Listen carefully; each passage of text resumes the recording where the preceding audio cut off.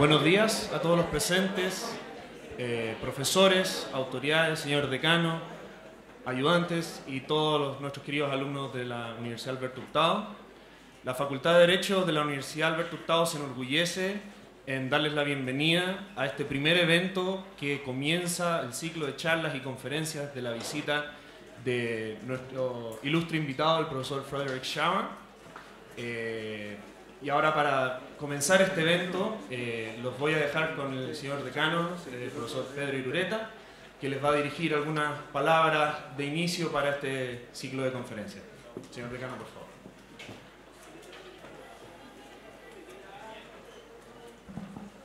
Muy buenos días. En primer lugar, al profesor Schauer le quiero agradecer muy sinceramente que nos acompañe en estas semanas acá en la universidad. A los alumnos y los profesores que nos acompañan, les quiero contar que la visita del profesor Schauer es una visita largamente esperada y largamente preparada por la facultad. Gracias a un gran esfuerzo que realizó en su momento la profesora Flavia Carbonell, que en la actualidad está realizando una estancia postdoctoral en Italia, pudimos conseguir que a través de la beca Fulbright el profesor Schauer nos acompañara como profesor visitante en algunas semanas. Ya vamos a explicar el enorme currículum que él tiene y el orgullo que nos representa que nos pueda acompañar en estos días. Pero desde luego, en mi calidad de decano y a nombre de los profesores, yo le quiero agradecer sinceramente que haya tenido la amabilidad y el tiempo de acompañarnos en esta universidad. La Universidad Alberto Hurtado, como ustedes saben, es una universidad relativamente nueva, es una universidad que va creciendo día a día. Y el crecimiento no solo lo hemos entendido a través de las instalaciones, a través de los recintos, a través de los espacios para los estudiantes, que son siempre muy necesarios, sino que también lo entendemos a través de la construcción de una comunidad académica, a través de la reflexión del pensamiento jurídico. Y es por eso que hemos puesto tanto esfuerzo en la capacidad de dialogar con profesores, con estudiantes, con investigadores, porque creemos que de esa manera estamos siendo fieles al mandato que nos han dado los fundadores de esta universidad y estamos siendo fieles también al proyecto que esta universidad tiene.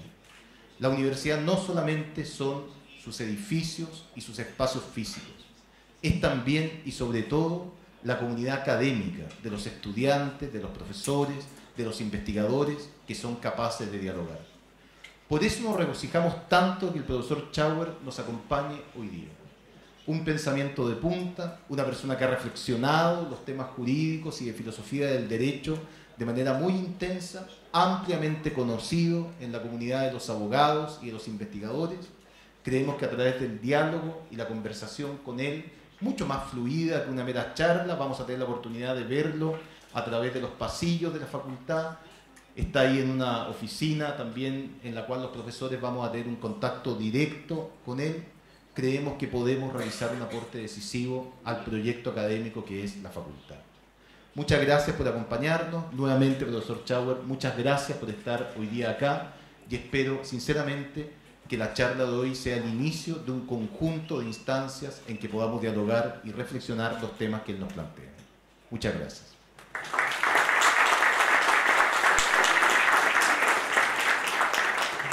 Muchas gracias, señor decano, por sus palabras. A continuación, le daremos el paso a la profesora Macarena Rodríguez, directora docente de la Facultad de Derecho de la Universidad Alberto Hurtado, para inaugurar ya esta conferencia magistral. Profesora.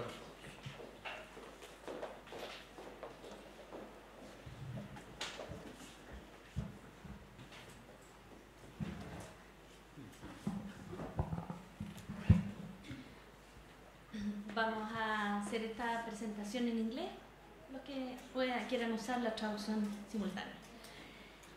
Good morning, dear Dean, dear students, dear Alberto Hurtado's faculty members, friends, ladies and gentlemen. For our law school, it is a true honor and a great pleasure to have Professor Frederick Schauer, as he said, with us today.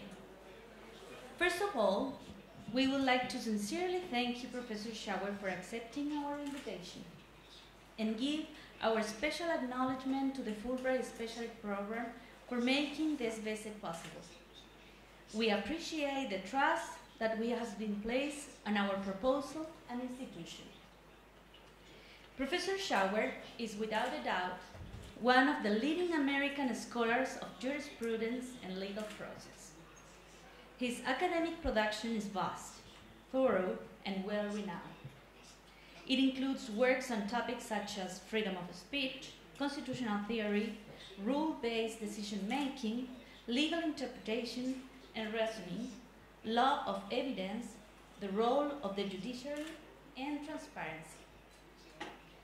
Frederick Schauer is the David and Mary Harrison Distinguished Professor of Law at the University of Virginia.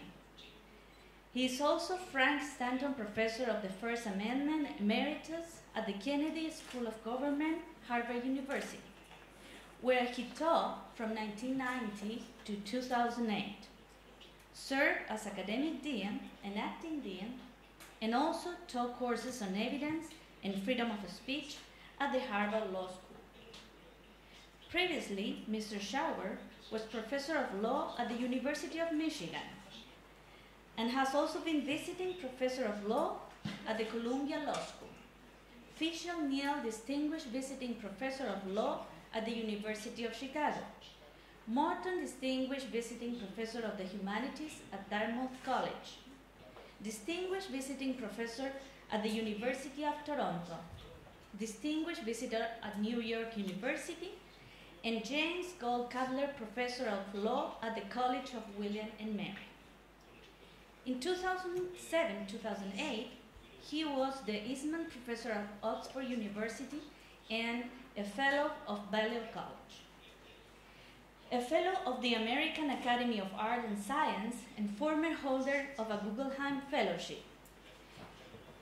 Schauer is the author of The Law of Obscenity in 1976, Free Speech, a Philosophical Inquiry in 1982, Playing by the Rules, a Philosophical Examination of Rule-Based Decision-Making in Law and Life in 1991, Profiles, Probabilities, and Stereotypes in Harvard 2003, and Thinking Like a Lawyer, a New Introduction to Legal Reasoning in 2009.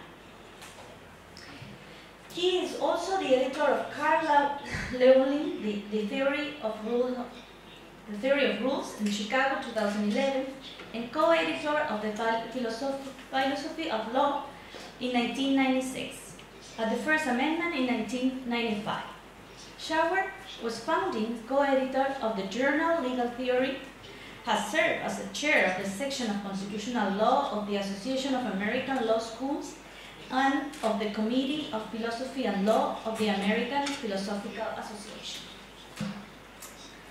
Today's conference, which opened a series of academic events that Professor Schauer will be partaking in our law school, is about his book, Thinking Like a Lawyer, that has been recently translated into Spanish.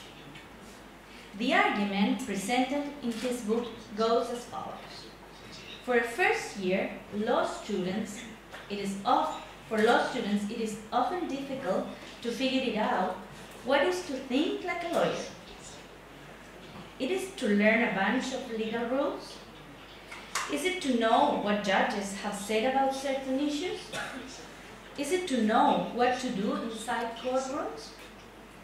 Even if we can identify some procedures or materials that lawyers use when they have to construct a legal argument or engage in a legal decision-making, are they sufficient in order to distinguish the ways in which lawyers reason from other kinds of reasoning? From a skeptical point of view, there is nothing distinctive about legal reasoning.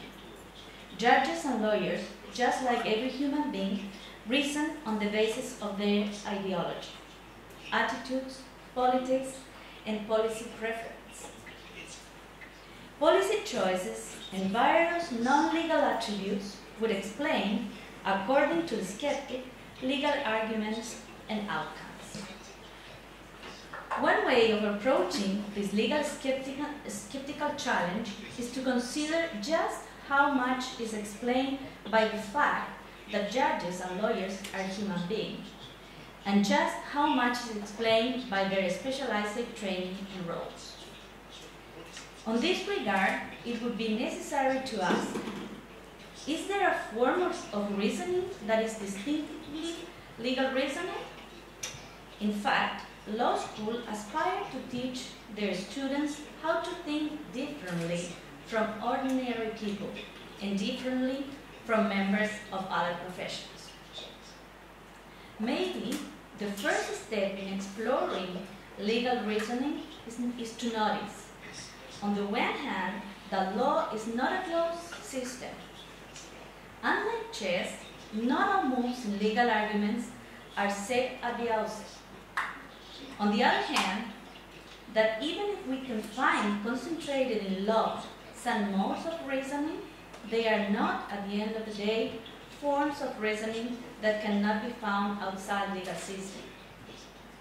Once this is accepted, we can see that in law there is a dominant mode of reasoning, a form of reasoning that often leads to result other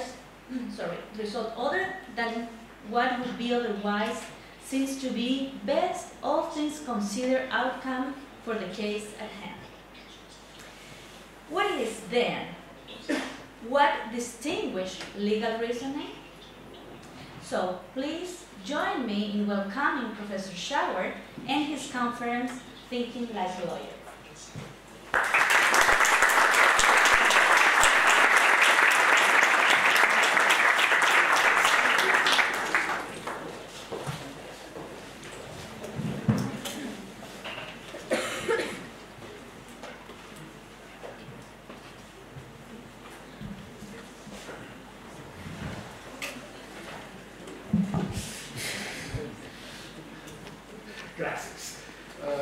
Thank you very much for being here.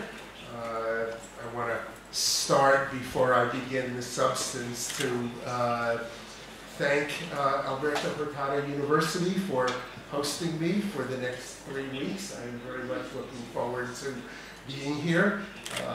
I should thank Flavia Carbonell for arranging this from a distance. And Pablo Contreras and Juan Pablo Castillo for organizing it and doing all of the details while I am here. And I should thank as well my own government and the United States Department of State for sponsoring and funding this visit. Being here again, I was here about 15 years ago in Santiago, is a special privilege, a special treat. I must say that being here in a way makes me feel even older than I am. I consider myself moderately old, but being here makes me feel even older, in part because people that I remember as young students are now major political figures in this city. Back in the early 1990s, one of my young students was Claudio Orrego, who I will see while I am here. Another one of my young students is the recently returned to Santiago ambassador to the United States, Arturo Fermandois. So they have grown up, perhaps I have grown up as well, I am not sure. So over the next 3 weeks, I am going to be talking in different settings about various aspects of legal decision-making. But as the most generous and perceptive introduction by Steve made clear, there is a big issue at the outset about whether we should be talking about legal decision-making or whether we should just be talking about decision-making. The main issue now, and in much that I will be talking about in different settings, is whether there is something special or different about legal decision-making. But before we get to the question of legal decision-making, we need to back up a little bit we need to talk about whether there is something special about law. In much of the literature and in much of the discussion, this is put in the context of the question of how is law differentiated? What, if anything, makes law different from other institutions? What, if anything, makes law different from other contexts? What, if anything, makes law different from other forms of social organization? Or what, if anything, makes lawyers and judges different from ordinary people?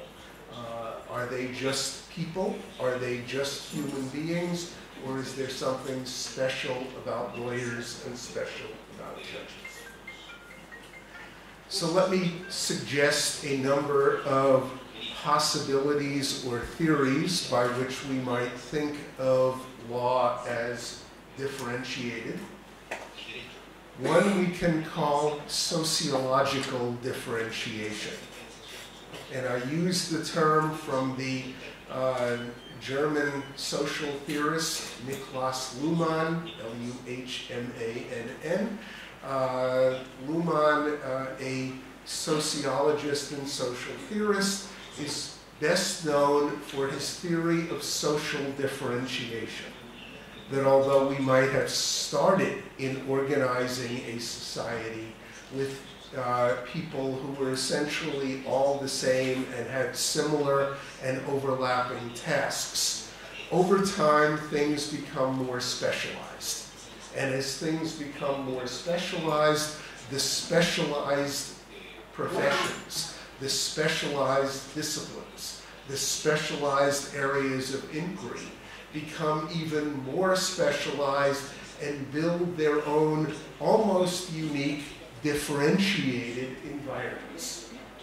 So it turns out, as most of you probably already know and already experience, lawyers and law students tend to hang out with other lawyers and law students. That may be a good thing, it may be a bad thing, but it is a social fact.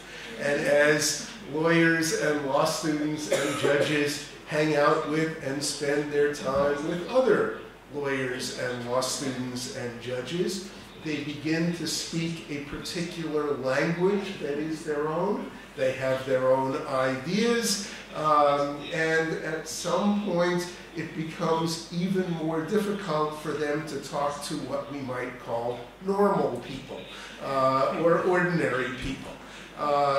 Luhmann theorized this not just about lawyers, but about all professions and about all subsets of society. So we might think that in part, law is differentiated in Luhmann's way. That is, there is a form of social differentiation, there is a form of sociological differentiation.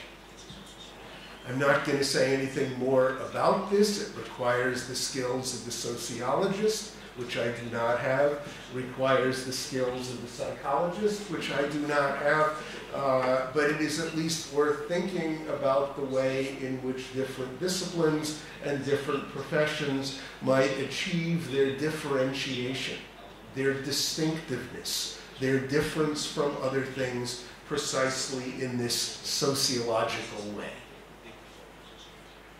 Second, we might think that law is differentiated procedurally.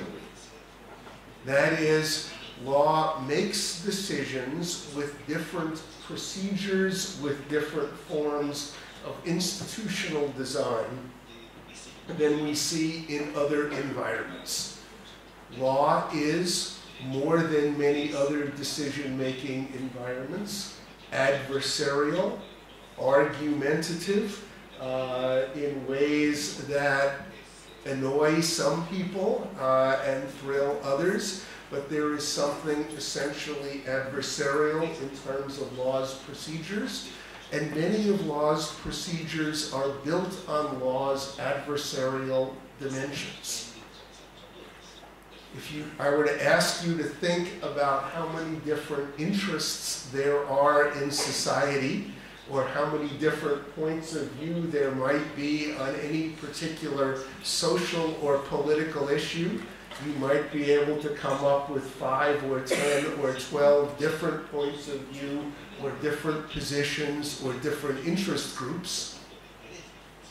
But for law, the modal, the optimal number of interests is 2. And in many different dimensions, law takes what might be multiple interests and designs procedures such that it is adversarial and there are 2 interests and only 2. Similarly, in most legal decisions, at least the ones that end up in court, the procedures are designed so that somebody wins and somebody else loses. Forms of compromise, splitting the difference, a little for you and a little for you, happen at times in law, but not nearly as often as they do in other environments. Law is more of a win-lose kind of procedural environment than various other settings. Similarly, it would be inappropriate for a judge to say to one of the parties to a lawsuit, well, you've won for the last 3 times, it's time for you to lose, so I'm going to let somebody else win. That seems strange for law. It doesn't seem strange for politics. It doesn't seem strange for public policy. It doesn't seem strange for democratic decision-making in general. It certainly doesn't seem strange for group therapy or psychiatry or various other forms of therapeutic decision-making environments. But law is set up in somewhat of a different way. Similarly, and as a session on the day after tomorrow will focus on, legal decision-making is expected to be open, that is, transparent. Judges are frequently expected to give written reasons for their decisions. Laws are available to the public. In many respects, law is the most open, the most transparent of all of the decision-making environments. Indeed, and this is a constant source of interest, amazement, and amusement to those of us who come from common law rather than civil law countries, the law as it is expressed in the code is widely available. I haven't been here long enough on this visit to see whether this is still the case, but when I was here some years ago, I knew that you could walk up to almost any newsstand, any news agent, and buy a copy of the law. You could buy the traffic law, you could buy the corporation law, you could buy the employment law. For those of you who have traveled to my country or have traveled to the UK or Canada or another common law country, you are probably aware of the fact that this would be unheard of. And if you doubt me, well, next time you go to New York, go to a large newsstand in Times Square in New York, go to the person who is selling newspapers and ask if you could buy a copy of the law. You will be either abused or laughed at, and something that is taken as commonplace here and in many other civil law countries is quite unusual. Law is transparent, perhaps particularly. Judges are expected to give reasons for their decisions. And in all these respects, law may be procedurally differentiated from even other good decision-making environments. Third, law may be differentiated by using a limited domain, a limited set, a limited number of sources. The great English legal theorist H.L.A. Hart theorized this by talking about what he called the rule of recognition. That is, a rule or a rule about rules that specified that these rules or these norms or these sources or these standards were law and others were not. That in every legal system, he said, and correctly and wisely so, that there is a rule of recognition that specifies what is to count as law, and the rule of recognition specifies that those things that do not count as law are not part of legal and judicial decision-making, no matter how otherwise wise or just or moral they may be. That's an oversimplification, of course, but the basic idea is that law is a differentiated institution based on a differentiated set of sources. So, for example, in the typical speech by a good politician, good politicians having been trained to personalize their messages, the good politician will frequently start a speech by saying, "As I was walking along the street a few days ago, I ran into this friend," or "I was talking to this person in a shop, and they told me the following story." And the good politician will then elaborate on the story, but make clear that the story that the politician heard in a shop or on the street or from a friend was an important part of how the politician thought about this issue. Judges don't do that. Judges shouldn't do that.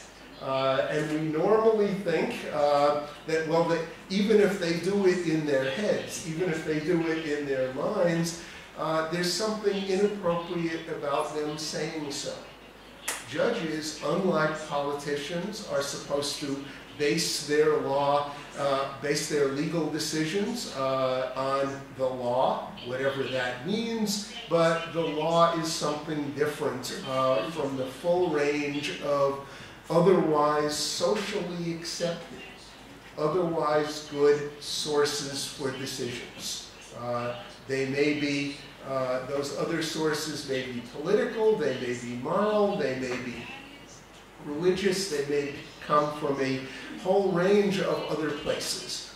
But judges are supposed to base their decisions, and lawyers are supposed to base their arguments on something smaller.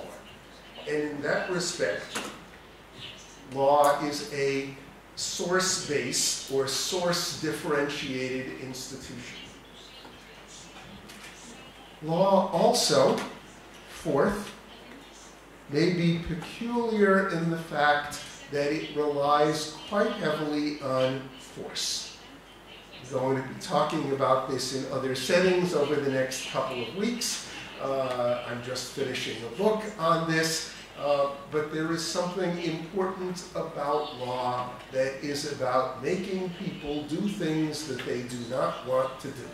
That's not very fancy, that's not very sophisticated, but maybe at the heart of how the ordinary person on the street understands and sees the law is the law tells us what to do, and it threatens us with bad consequences if we don't do it. In a fair amount of modern legal theory, this side of law has been downplayed, minimized. The same H.L.A. Hart that I just mentioned became famous in part by arguing that coercion and threats of force were less important to the idea of law than some of his 19th century predecessors, John Austin and Jeremy Bentham, might have thought. But at least for me and for others, as well as the ordinary person on the street, Bentham and Austin might have been right. That is, there may be something important that differentiates law about the fact that unlike advice columnists in newspapers, unlike various others, law has ways of enforcing its advice with threats of raw force. It may be the army, it may be the police, it may be prison, but law may be differentiated in part by its peculiar reliance on raw force. Nevertheless, although I've talked here briefly about sociological differentiation, procedural differentiation, source-based differentiation, and let us call it enforcement-based differentiation, there is also a fifth form of differentiation that we might designate as methodological differentiation. That at least it is widely thought, perhaps correctly and perhaps not, but it is widely thought that even if we were to assume the same sources, even if we were to assume for lawyers and judges the same amount of education and the same intelligence and insight as other people, nevertheless, legal decision-making is different in its methods. The form of thinking, the form of reasoning of legal decision-making is often thought to be different. But I put that as a question and not an answer. The question is, do lawyers and judges and other legal decision-makers have a different methodology from other forms of decision-makers? And the reason I put it as a question and not as a statement, because there is also the possibility that lawyers and judges are differentiated only by the fact that they know things that other people don't know. But although they know things that other people don't know, they know what the law is. You know what the law is. But other than knowing what the law is, they don't actually think or reason or decide any differently. So we make this clearer with a couple of very crude, simple examples. Suppose that you have come into a fair amount of money and you now find yourself with a reasonably new BMW car. And unfortunately, at some point, you have to take it to a mechanic to have it fixed. You take it to the same mechanic that you have been using in the past. You drive in with your new expensive BMW and you say to your mechanic, it seems to have this problem, can you fix it? The mechanic responds by saying, I've never fixed a BMW before. I have fixed Fords. I have fixed various other kinds of cars. I'll have to buy some new manuals. I'll have to do some reading. I'll have to ask for advice. None of that is something that we would find very surprising. That is, the mechanic doesn't know anything about BMWs. But there's nothing fundamentally different about fixing a BMW from fixing a Ford. It's more complicated, the parts are more expensive, and so on, but it is basically the same approach, it's the same methods. The BMW mechanic knows things that the Ford mechanic may not know, but may not have a fundamentally different approach. Similarly, if you find yourself with an injured knee, and you go to a physician who is an orthopedist, and the orthopedist is a specialist in elbows but not knees, the orthopedist may know more about elbows than knees, but we don't think that there is a fundamentally different approach. There's a fundamentally different methodology involved. It's just a matter of learning new things and applying the same traditional methodology. Cognitive psychologists have a word for this, or have an expression for this distinction. They distinguish process-based expertise from content-based or knowledge-based expertise. content-based or knowledge-based expertise is just knowing things that other people don't know, but not bringing different methods or different processes to bear in making their decisions or reaching their judgments. Process-based expertise is different. Process-based expertise involves bringing fundamentally different methods of thinking and reasoning and decision-making to bear. So then the question, and I repeat, it is a question, is whether law is process-based in this way. That is, whether law is differentiated in this process-based way, or is it just a matter of lawyers knowing things that ordinary or normal people do not know. The reason that the book that was just referred to is called Thinking Like a Lawyer is that the idea that there is some process-based differentiation is part of the self-understanding of lawyers and judges often throughout the world. And the idea of thinking like a lawyer is something that typically is part of the opening speech of a dean to a new group of law students. I don't know whether you do it here, but it is certainly common in the US. The dean will typically stand in front of a group of entering law students and say, "Welcome to law school. We are very happy to have you here. You are about to join a long and distinguished tradition." And then the dean will talk about famous lawyers and the wonderful things they have done over the years, making the new law students feel good about the profession they are about to enter. But then dean gets a little bit worried. Worries that, at least, and this is more true in common law systems than civil law ones, that students will arrive thinking that they are going to learn all of the legal rules. And the dean worries that the students will be disappointed when it turns out that they don't learn all the legal rules, or not even very many of them. So the dean will then say in the speech, "You are not here to learn a bunch of legal rules. You will learn some legal rules, but you will not learn that many of them. Most of those you will have to look up. Most of those you will pick up in practice. You are not here to learn a bunch of legal rules."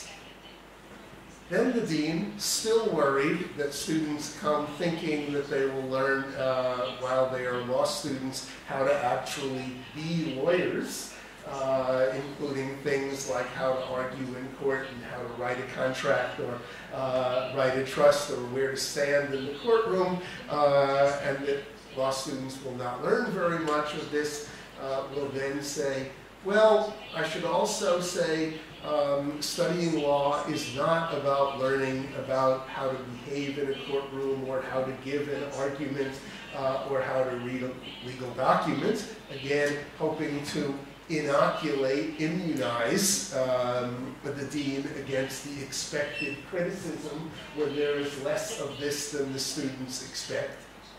And then the dean says, what you are here to do is learn how to think like a lawyer.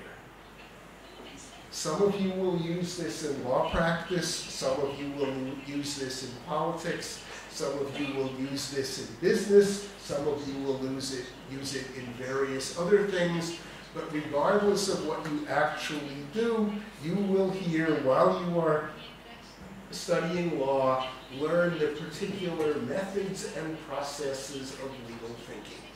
That is legal reasoning, that is legal argument, and in the English vernacular, it is thinking like a lawyer. The question then is it true?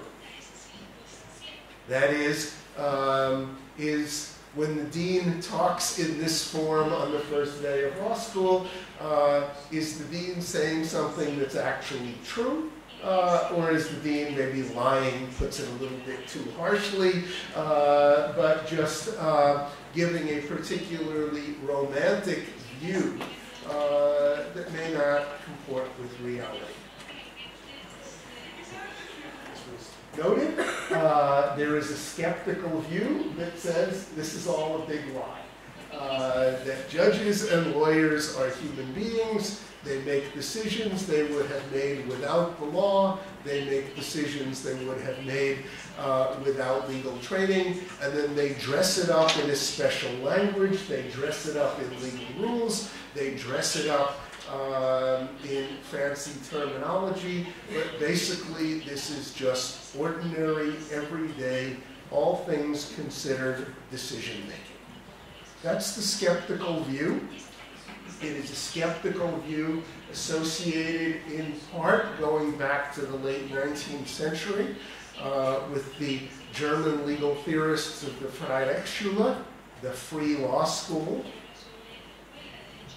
followed shortly thereafter by views of the French legal theorist Génie and some number of others, but perhaps made most prominent by a group of American legal theorists in the 1920s, 1930s, and 1940s called the legal realists.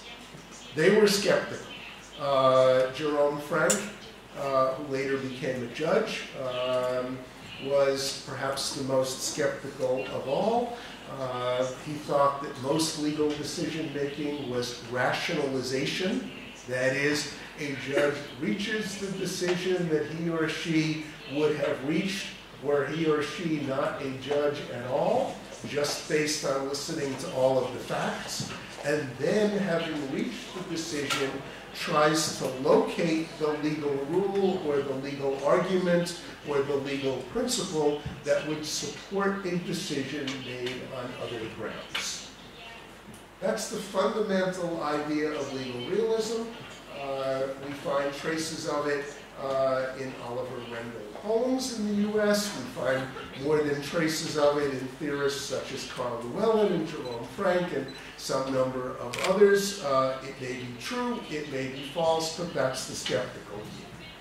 The non-skeptical view, which I happen to hold, although I have some sympathy with some dimensions of the skeptical view, the non-skeptical view says that there are things about legal reasoning, things about legal argument, things about thinking like a lawyer that are in fact, if not unique, at least concentrated in the legal system. One of these, the one perhaps most prominent in civil law jurisdictions, is the idea of making decisions based on pre-existing rules. It is what the rule says, it is what the text says that matters. And what is important here, it's what the rule says or what the text says that matters, even if what is otherwise reasonable, otherwise the best all things considered decision, might be a better decision. It's not so much making the best decision, but making the decision that the rule says. So another simple and common little example. Suppose that you are driving along on a modern limited access motorway. The speed limit would be what here, about 120 kilometers per hour? Too much, too little? About that. So the speed limit is 120, but we all know that that's designed for average drivers in average conditions. None of us are average drivers, we're all better than average.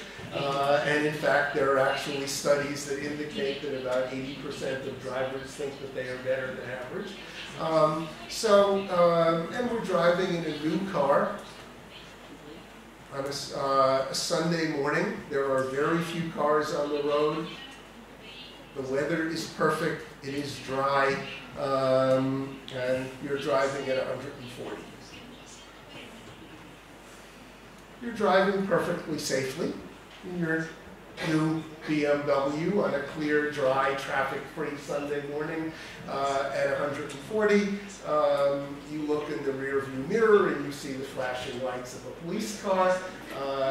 You stop, the police officer says, you were going 140. And you say, yes, I was, but the purpose of the rule is to make sure that I was driving safely. I have a perfect driving record.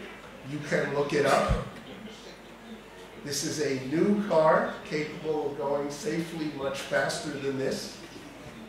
There is no traffic. The weather is perfect. The reasonable thing to do and the purpose behind the rule is to drive safely. And I was driving safely. So, officer, I think you are mistaken. I was not violating the rule. We all know what will happen next. If there is a speed limit sign in the vicinity, the officer will point to the sign, say the sign was going, says 120, you were going 140, that's the end of the matter.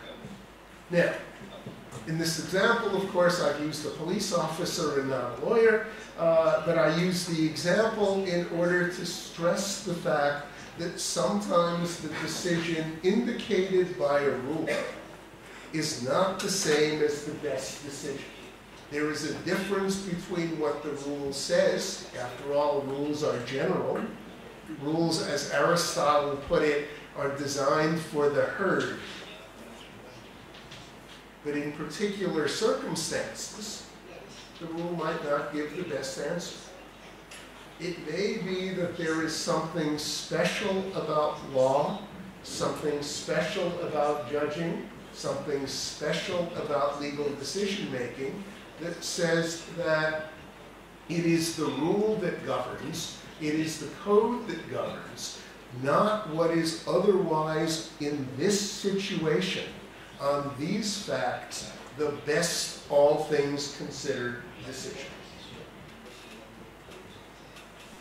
Possibly, the ability to think in this way, the ability to make decisions in this way, the ability to put out of your mind the right decision and bring into your mind the rule-based or code-based decision is something that is characteristic of legal decision-making, characteristic of legal argument. In common law systems, and increasingly in civil law systems, precedent operates in the same way. So, big long footnote, if you want to think of it as that, in the current literature on comparative law, the standard wisdom is that there is now an increasing degree of convergence between common law and civil law systems. That is, the view that there is convergence between common law and civil law systems is based on the idea that precedent is taken more seriously in civil law systems than would have been the case in the past, and would have been the case at the time, for example, when Napoleon was envisaging the Napoleonic Code, and conversely, that common law systems have largely given up on the idea of whole areas of law that are made up by judges and increasingly rely on detailed codes. So in my own country, the new and controversial healthcare law is 2,242 pages long. That's a civil law model. Maybe it's even a caricature of a civil law model, but it is certainly not the common law model of a legislature saying to the courts, it is your job to develop principles in this area on a case-by-case basis. Okay, end of footnote. Insofar as precedent, then, certainly in common law systems and increasingly in civil law systems, is an important part of legal decision-making. It shares many of the characteristics that I've just talked about in terms of rules. That is, a judge who relies on a precedent is expected to rely on what was done in the past, even if that judge thinks that what was done in the past was wrong. If the judge thinks that what was done in the past was right, then precedent doesn't make a difference. If a judge thinks that some previous decision by some other judge was actually the correct decision based on the Constitution or the Code or something of that sort, then precedent doesn't matter. But suppose that the judge thinks that some previous decision was mistaken. The idea of precedent is that that judge is expected to follow that decision even if that judge thinks that it's wrong. Just as in the example of rules and codes, judges are expected to make decisions based on what the code says, even if they think the code is mistaken or misguided. And therefore, what we can see in both rule-based decision-making and precedent-based decision-making is this heavy reliance on the idea of authority. The idea that authority matters just because it is authoritative, or as it is put in the language of legal theory, it is content independent. So again, a simple example. Some of you have children, I don't. I always feel somewhat reluctant to use examples talking about children because I am a childless only child. So children is a subject about which I know very little, but I was a child. So let us all think of the following situation that most of us probably confronted when we were about 7 or 8 years old. Our parents say to us, pick whatever time might be appropriate, say 8 p.m., it's time to go to bed. And we say, no. Whereupon our parents, one or the other, say, it's time for you to go to bed. You need to get your sleep because if you don't get enough sleep, you'll get sick. No. You need to get enough sleep because you have school tomorrow. You won't do well in school. You won't be able to pay attention unless you get enough sleep. No. This goes on for 3 or 4 or 5 different iterations. And then we know what happens next. Our parents say to us, you are going to go to bed now because I said so. That is, the content no longer matters, the source matters. That's the idea of authority. You do something because of where it comes from and not what it says. That, again, may be special about law. It may be what characterizes rule-based decision-making. It may be what characterizes precedent-based decision-making. It may be that the heavy reliance on authority in this source-based, content-independent way is what's special about law. When I say special, and when I say differentiated, I don't mean it's unique to law, but it may mean, I mean that it is more concentrated in law than one would see in other decision-making environments. So let me finish by making reference to one other legal theorist, person from whom I studied jurisprudence, Lon Fuller at the Harvard Law School. Lon Fuller is best known in the world of legal theory, the world of jurisprudence, as being one of the modern exponents of a version of natural law theory. best known as having engaged in a famous debate with the aforementioned H.L.A. Hart about positivism and natural law and about legal interpretation. But later in life, Fuller, largely in work that was never published in his lifetime, began to develop what he called a theory of eunomics. I don't care how fluent you are in English, you've never heard that word before. Fuller made it up. E-U-N-O-M-I-C-S, eunomics. The science of eunomics for Fuller was the science of trying to figure out which institutions and which professions were good for which forms of public and private decision-making. And one of the branches of eunomics was the thinking about what is law good for and what is law not good for. What kinds of decisions should be made by lawyers? What kinds of decisions should be made by economists? What kinds of decisions should be made by politicians? What kinds of decisions should be made by courts? What kinds of decisions should be made by the people at large in referendum or through their representatives? What kinds of things is law good at? What kinds of things are other methods of thinking good at? That's the idea of eunomics. It may be that when we think about law and when we think about legal reasoning, when we think about thinking like a lawyer, we ought not to think, however tempting it may be for almost all of us in this room, to think that lawyers are better at everything. It may be better to think that law and lawyers and judges and legal procedures are good at some things and bad at others. Figuring out what law is best used for and when law is best avoided may be the most important dimension of trying to think about thinking like a lawyer. Thank you. And I look forward to that.